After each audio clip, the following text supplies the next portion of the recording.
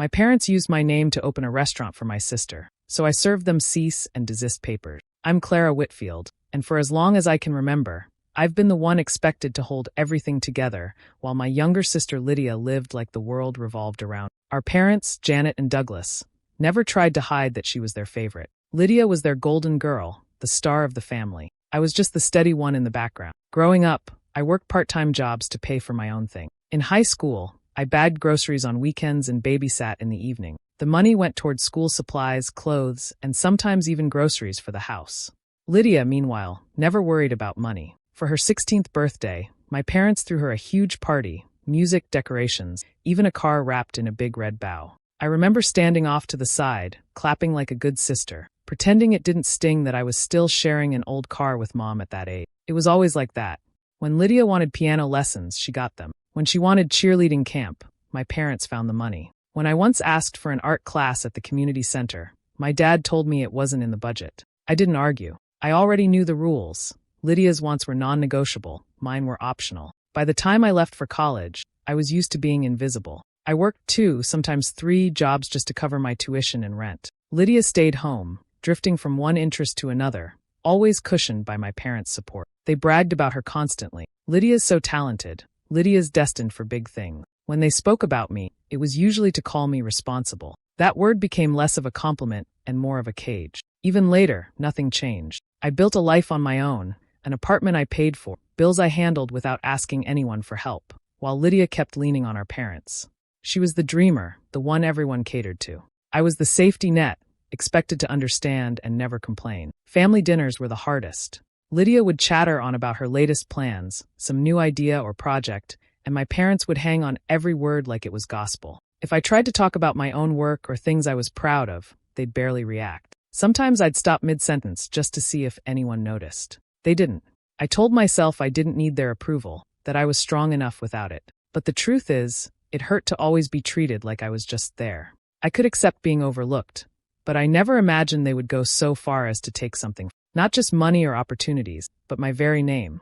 And when that day came, I knew I couldn't stay silent any longer. One evening, I walked into the living room and heard low voices drifting from the kitchen. My parents and Lydia were huddled together, their tones hushed and quick. The moment they noticed me in the doorway, the conversation stopped like a door slamming shut. Lydia gave me a quick smile, too bright to be real, and my mom nervously rearranged the stack of mail on the counter. My dad just cleared his throat and asked if I had eaten dinner yet. It wasn't unusual for them to keep things from me, but the way they froze that night felt different. After that, I started noticing little things. Lydia was always on her phone, scribbling in notebooks, grinning at texts that came in. My mom would walk past her, peek over her shoulder, and nod with this proud little smile. Sometimes they'd vanish into the den together, voices carrying faintly through the door, the kind of talk that always went silent the second I got too close. When I asked what was going on, Lydia brushed me off. "Nothing you'd care about," she said once, her tone light but dismissive. My dad added, "We'll tell you when the time is right." I told myself not to think too much of it, but that dull sting in my chest was hard to ignore. A week later, they invited me over for Sunday dinner. I thought maybe that was it. Maybe they'd finally let me in on whatever they'd been plotting. The table was set neatly, the smell of roast chicken filling the air, and everyone seemed to be in high spirits. Lydia was practically glowing, leaning close to our parents, giggling at everything Dad said. I sat across from them, watching the way they moved around each other like I wasn't even there. Partway through the meal, my mom leaned back in her chair and said, "This project is going to be big. It's going to put our family name out there." She looked right at Lydia when she said it, her eyes shining. My dad nodded along, his fork tapping against his plate. Lydia smirked like she was holding on to a secret too delicious to share. I set my fork down and asked, "What project?" My mom waved her hand. "We'll tell you when everything is settled," Lydia added. "You'll see soon enough." Their voices were full of excitement, but not the kind that included me. It was the kind that made me feel like a guest in my own family. I kept chewing my food, trying to act normal, but inside, I felt that familiar burn. It was the same feeling I'd had countless times before, when Lydia got center stage and I was left to clap from the sideline. The way they were all looking at each other, whispering about how wonderful it was going to be, made me feel like an outsider at my own family's table. Still, I told myself not to overthink it. I'd been through this before. Big promises, big plans, all centered around Lydia. Maybe it was another hobby she was chasing, or some new scheme they wanted to finance. It hurt, sure, but it wasn't new. I swallowed it down, convincing myself that this was just one more thing I wasn't supposed to be part of. But a small voice in the back of my mind kept whispering that this time was different. I didn't know how yet, but the way they shut me out felt heavier, more deliberate. I tried to ignore that feeling, but deep down, I knew something was coming. Something I wasn't going to be able to brush off as easily as before. I was at work when one of my coworkers stopped by my desk with a big grin. "Congratulations, Clara," he said. I looked up, confused. "For what?" He laughed like I was joking. "For your restaurant. I drove by it last night. Place looks great. Whitfield's Kitchen, right? Bold move putting your name on the front." I froze. My name? I had no idea what he was talking about. I forced a smile and nodded just enough to end the conversation, but my hands were trembling. The moment my shift ended, I grabbed my keys and drove across town. It didn't take long to find it. There it was, sitting on the corner of Main Street. A brand new restaurant with a shiny black sign that read Whitfield's Kitchen in big gold letters. My last name, bold and unavoidable, plastered across the front like it belonged to someone else. My stomach twisted as I parked and walked up to the building. Through the glass, I could see people inside. Staff in matching uniforms rushed between tables, and in the center of it all was Lydia, smiling like a queen holding court. She wore a crisp white blazer, her hair styled like she was posing for a magazine cover. Every laugh, every gesture made her look like she was the star of the show. My starstruck little sister, playing owner of a restaurant, with my name lighting up the front. I stepped inside. The place smelled of garlic and fresh bread, warm and inviting. But all I could think about was that name. My name, printed on the menus stacked by the door, embroidered on the aprons the servers wore, even painted across the wall behind the counter. Whitfield's Kitchen. It felt like I'd walked into some twisted version of myself, a life I didn't choose but was suddenly tied to. I sat down at the bar and asked the bartender who owned the place. Without hesitation, he said, "Oh, Lydia Whitfield. She's the face of it all. But get this, the business license is under her sister's name. Clever, right? Makes it feel more established." He chuckled, sliding a drink to a customer. I didn't laugh. My chest tightened. I pulled out my phone and searched public business records right there. Sure enough, the LLC was filed under my full legal name, Clara Elaine Whitfield. My name wasn't just on the sign. It was on the paperwork, the contracts, the very foundation of the restaurant. It was like they'd ripped my identity out of me and stamped it on something I had nothing to do with. I couldn't move. I just sat there, staring at Lydia across the room as she greeted a group of guests, posing for photos like she was a celebrity. She looked radiant, proud, like this was the best night of her life. And I was the invisible shadow, the unwilling sacrifice, the name she had stolen to make herself look legitimate. It wasn't favoritism anymore. It was theft. The next evening I walked back into the restaurant, this time with a clear purpose. From the moment I opened the door, my name was everywhere. Whitfield's Kitchen glowed on the sign outside, echoed on the menus stacked neatly by the host's stand, stitched into the uniforms of the servers hurrying from table to table. Even the wall art carried my name, painted in sweeping letters like it belonged to someone else. The sight made my skin crawl. I spotted Lydia near the back, chatting with a couple of customers as if she were some kind of celebrity. She was soaking in the attention, smiling and tossing her hair like she had been running the place for years. I walked straight toward her, each step heavier than the last. When she finally noticed me, her smile didn't falter. If anything, it widened like she had been expecting me. "Clara," she said sweetly, sliding a hand onto her hip. "So glad you came to see your restaurant." I didn't return her smile. "Why is my name on all of this? Why is the business in my name?" She tilted her head and smirked, like my anger was amusing. "Relax, Clara. It's not like you were using it. Besides, our name has a nice ring to it. People trust it. It makes the place sound established." I stared at her in disbelief. "You took my identity, Lyd. You didn't ask. You didn't even tell me. You just stole it." Before she could answer, I heard my parents' voices. I turned and saw Mom and Dad walking toward us, both wearing proud smiles. My mom reached out and touched my arm like she was trying to calm me down. "Clara, honey, don't make this into a big deal. This is for the family. It's all of us together, leaving a legacy." "For the family?" My voice shook. "You mean for Lydia? You built this entire place around her, and you used my name to make it happen." Dad frowned, as though I was being unreasonable. "It's still the Whitfield name. Yours, ours, hers. It's all the same. You should be proud your name is out there. People will see it and think of success. Isn't that what matters?" I looked at the three of them, standing together like a wall I could never break through. Lydia still wore that smug little smile, the one that told me she'd already won this battle in her mind. Mom and Dad were nodding, trying to convince me that I should see this theft as some kind of honor. But all I felt was hollow, like they had taken the last piece of me I had left. This wasn't favoritism anymore. It wasn't just spoiling Lydia while expecting me to pick up the slack. This was my name, my identity, stripped away and handed to her like it was theirs to give. They tried to disguise it as family loyalty, as something we should all be proud of, but I saw it for what it was. It was theft, plain and simple. I drove home that night with my hands gripping the steering wheel so tightly my knuckles turned white. The streetlights blurred past, but I barely noticed them. My chest was heavy, my thoughts loud, looping over the sight of my name plastered on that restaurant. My name was no longer mine. It had been taken and dressed up as if it belonged to Lydia. The anger burned, but beneath it was something colder, something that had been there for years. As I parked and sat in the quiet of my apartment, old memories came rushing back without invitation. I remembered the day Lydia turned 16. The driveway was filled with balloons, music blasted from rented speakers, and her friends screamed when they saw the silver car waiting for her with a bow on top. My parents were glowing with pride, hugging her like she had just won something remarkable. I clapped from the sidelines, pretending not to care, though my heart sank. That same week, I was still waking up early to catch the bus, rain or shine. Nobody thought about how unfair it was, not even for a moment. Another memory surfaced, our graduations. Lydia's was celebrated in a rented hall with decorations, speeches, and endless praise. People lined up to hug her,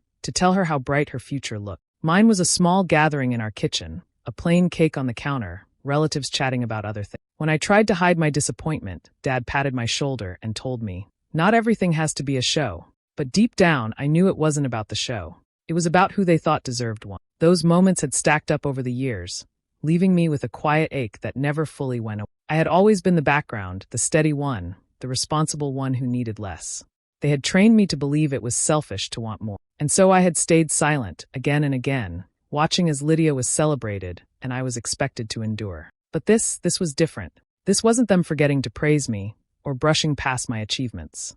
This was them taking something that was mine, and using it without a second thought. My name, my identity. They hadn't asked, hadn't even warned me. They acted as if it was theirs to hand over, like I didn't matter at all. The more I thought about it, the sharper the betrayal felt. My throat ached like I had swallowed glass. I kept seeing the proud look on Lydia's face, the calm assurance in my parents' voices as they defended her. They weren't sorry. They didn't even think they'd done anything wrong. To them, it was all for the family. To me, it was proof I had never truly belonged in it the way Lydia did. Sitting there, I realized I couldn't keep letting them write the story for me. I couldn't keep shrinking back, pretending it didn't matter. Something inside me hardened that night. They had crossed a line they couldn't take back. I knew I had to act. I spent the night pacing around my apartment, the papers I had printed spread out on the couch. Every time I looked at them, my chest tightened. My full name was stamped across documents that tied me to something I had never agreed to. The thought of letting it go made me feel sick, but facing my own family over it felt heavier than anything I had ever done. By the next morning, I knew I needed help. I searched for attorneys in town and found one who specialized in business law. That's how I ended up sitting in the office of Marissa Doyle. She was sharp and direct, with the kind of presence that immediately put me on edge and at ease all at once. She skimmed through the papers I handed her, flipping pages quickly, her brow tightening as she read. Finally, she set them down and looked me straight in the eye. "So your sister and your parents opened a restaurant, filed everything under your legal name, and you didn't sign a single thing?" I shook my head. "No. I didn't even know it existed until someone congratulated me at work. I've had no say in any of this." Marissa leaned back in her chair. "Then they can't do this. Not legally. Your name belongs to you. They can't use it for business without your permission. This isn't just bad judgment, it's a violation of your rights." Her words made something in me unclench.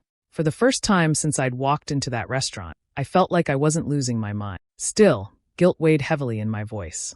"But they're my family. If I fight this, it'll destroy what little we have left." "I understand that," Marissa said gently, though her tone stayed firm. "But you need to understand something too.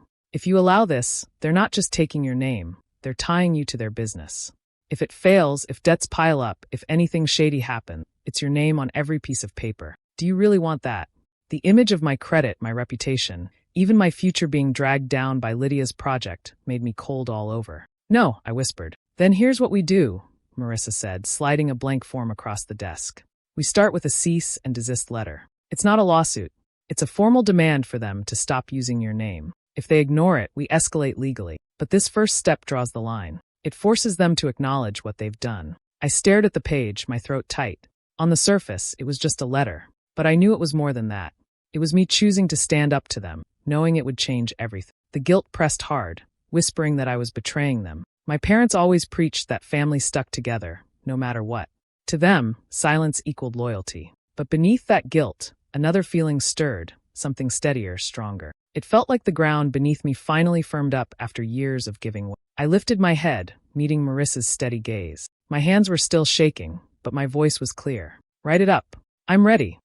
The restaurant was buzzing when I pushed open the door. The dinner rush had filled every table, voices rising in conversation, glasses clinking and servers darting between the aisles. The smell of roasted garlic and butter hung in the air, but I barely noticed it. My hand tightened around the envelope in my bag, the letter inside heavy with everything it meant. I walked straight through the room. Conversations dipped as people glanced up, some curious, some irritated at being distracted from their meals. I ignored them. My eyes were locked on Lydia, who stood near the bar laughing with a couple of customers. She looked completely in her element, glowing under the soft lights, like the restaurant had been built just to showcase her. When she saw me, her smile faltered. I didn't waste time. I pulled the envelope out and placed it firmly in her hand. You need to read this, I said. Confusion flickered across her face as she tore the envelope open. She scanned the letter quickly, and her expression shifted. First disbelief, then shock, and finally something colder. Her cheeks flushed as she realized what she was holding. For the first time, she didn't look smug. A hush fell over the tables closest to us. Diners leaned in, forks hovering midair, waiting to see what was happening. Lydia's lips parted, but no words came out. The silence dragged until my mother's voice cut through it like a knife. Janet appeared at Lydia's side, eyes blazing as she snatched the letter from her. She skimmed it, her face hardening with every line. Then she looked at me, her voice sharp enough to turn heads across the room. You're tearing this family apart. Every head in the restaurant seemed to swivel toward me. The weight of all those eyes pressed down, but I didn't flinch. My voice stayed steady, even as my heart hammered inside my chest.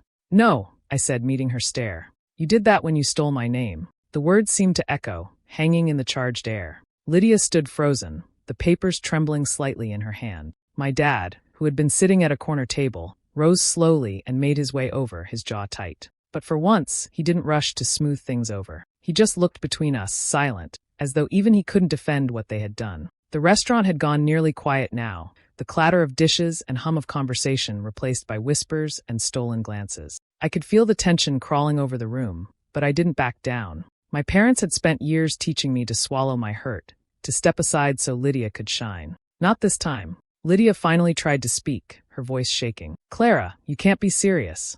I cut her off. I'm completely serious. That letter is only the beginning if you don't stop using my name. I turned before anyone else could answer, walking out under the stares of strangers and the furious silence of my family. My hands were still trembling, but my steps were steady. For the first time, I felt like the ground belonged to me. The phone call started the very next morning. First it was my aunt, her voice sharp before I could even say hello. She called me selfish, said families were supposed to lift each other up, not drag each other down. She didn't ask why I had done it, didn't want to hear my side. She only wanted to scold. By the afternoon, more relatives had joined in. Cousins, uncles.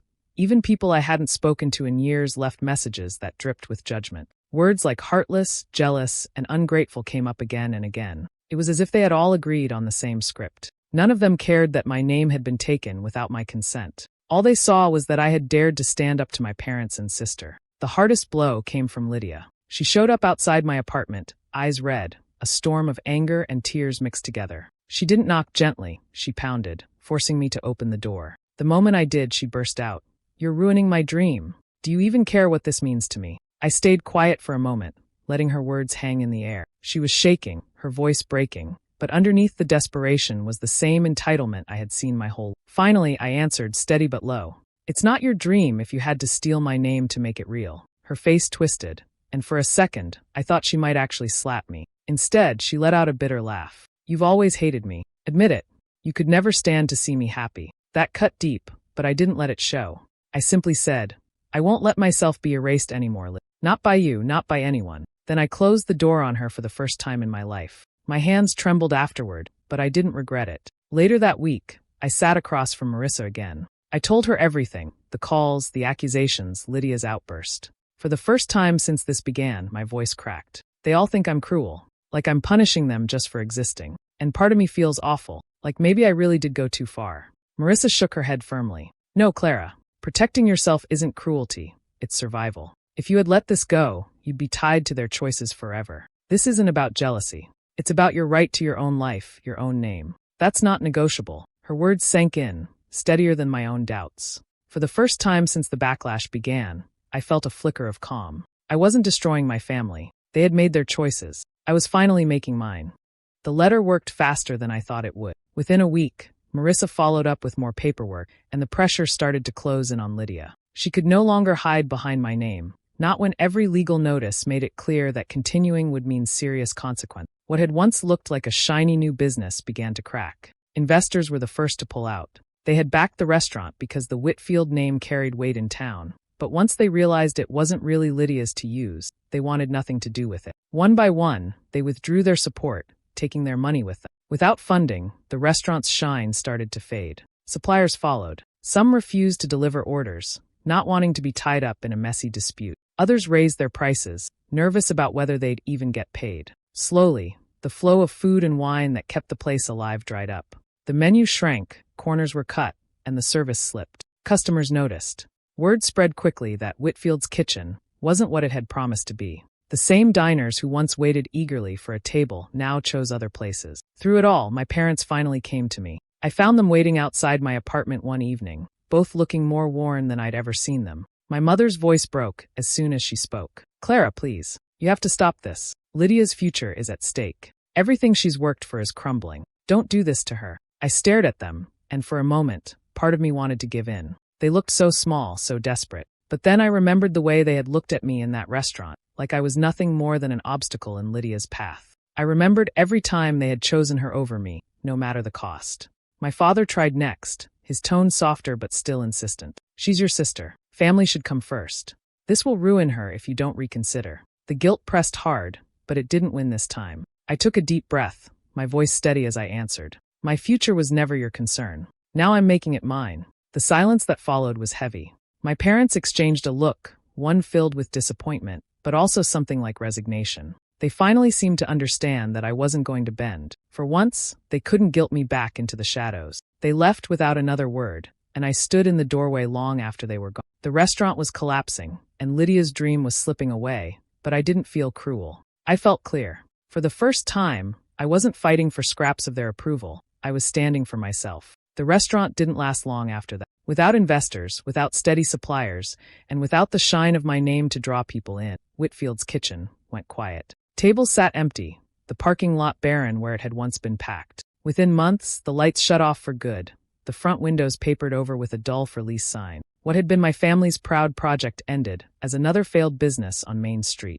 I heard about the closure not from my parents, but through a neighbor who mentioned it in passing. My parents didn't call me, didn't stop by, didn't even try to explain. They had made their choice. Janet and Douglas stood firmly by Lydia's side, pouring what was left of themselves into her, even as the dream unraveled. And in return, they cut me out. Calls stopped, invitations never came, holidays passed in silence. I became the daughter they pretended not to have. It hurt, of course. There were nights when I sat awake wondering if I should have done something differently, wondering if I could have saved both myself. But then I remembered the truth. There had never been room for me in their version of family. My role had always been to step aside so Lydia could shine. This time I refused. The distance was painful, but it was also freeing. For the first time in my life, I didn't wake up measuring myself against Lydia or chasing after crumbs of approval that never came. I started to think about what I wanted, not what would keep the peace. The silence from them created space for me to finally hear my own voice. I walked past the empty shell of the restaurant one evening, the sign still faintly visible where my name used to hang in bold letters. For a moment, I stood there staring at it, remembering the shock, the anger, the betrayal. But instead of bitterness, a strange calm washed over me. They had tried to claim my identity as their foundation, to build something by erasing me. And yet, I was still standing. In the end, I hadn't lost anything that truly belonged to me. What I gained was far greater, the courage to claim my own future, without them deciding what it should be. They tried to build a future by stealing my name. But in the end, I was the one who reclaimed it.